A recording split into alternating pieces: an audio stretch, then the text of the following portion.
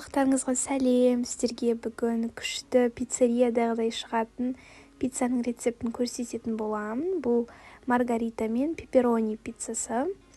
Өте оп-оңай жасалады және 7-5 минутта піседі. Ол үшін керек ингредиенттерді экраннан көрсеңіздер болады және описанияға міндетті түрде қалдырамын. Жылы суға жарты шай қасық тұзбен 1 ас қасық қантты араластырып ерітіп қоясыздар. Жылы суда тез ериді. Ары қарата 1 ас қасық зәйтүн майын ұнға салып, оны жақсылап араластырамыз. Және 5 грамм ашытқы саламыз. Біз жасап жатқан қамырдан 2 пицца шығады, 1 пепперони, 1 маргарита. Начинкасын өздеріңіз таңдай аласыздар. Пепперони колбасамен, маргарита помидормен. Сонда 3-ақ ингредиент керек: помидор, колбаса және сыр. Бірақ начинкасына өздеріңіз қалаған үйлеріңізде не бар, соны қоса аласыздар. Саңырауқұлақ немесе фарш, ол пиццаның түріне қарай, сондықтан өздеріңіз қалаған начинка қосасыздар. Осының барлығын араластырып, ұнның ортасынан осындай орын қалдырамыз да, жылы сумен, оның ішінде еріген қантпен тұзды саламыз. Содан соң ақырын араластырып, бізде жұмсақ тесто шығу керек. Көп араластырасыздар және судың барлығын сіңіртіп, жұмсақ тесто шығады.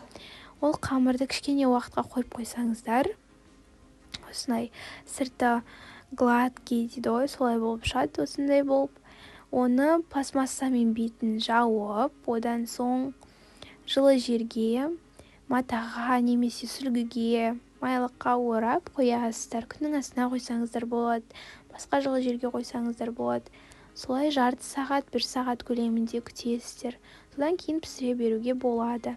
Қамыр өзі ашып, көтеріліп, күшті болып шығады. Сондықтан 1 сағат, жарты сағат күтсеңіздер жеткілікті.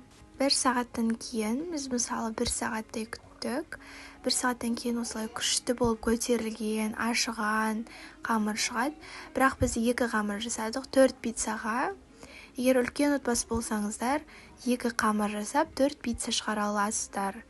Осылай ашқан кезде көтеріліп тұрады, ашып, күшті болып тұрады. 1 сағаттың өзінде осылай жақсы көтеріліп тұрады, ашып, және ары қарата сіздер алып пісіре берсеңіздер болады.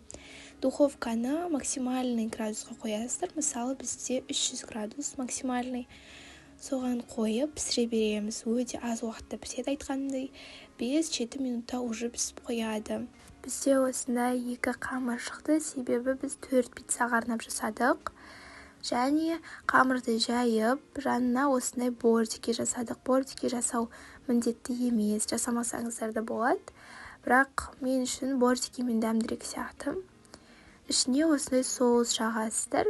Соус кәдімгі майонезбен, кетчуптан тұрады. Бірге бір араластырасыздар да, осылай жағып шығасыздар. Тағы бір айта кететін жайт, ол бортикиға щеткамен жағып шығыңыздар соусты. Біз 1 пиццаны солай жақпай, қасықпен өтіп шығардық, бірақ екіншісіне щеткамен жақтық, себебі бортики қызармай қалады. Сондықтан щеткамен соусын бортикына да жағып шығыңыздар. Ары қарата сыр саласыздар. Сырдан кейін начинканы сала бересіздер. Пепперониға колбаса, маргаритаға помидор салып, 2 пицца дайын болады. Сосын духовкаға сала берсеңіздер болады. Духовка максималды градуста, 300 градуста піседі бізде 5-7 минут аралығында. Осылай сырды теркадан өткізіп, 4-ке бөліп, пиццаларға дайындап қоясыздар. Сіздер 1-ақ қамыр жасағандықтан 2-ке бөлсеңіздер жетеді.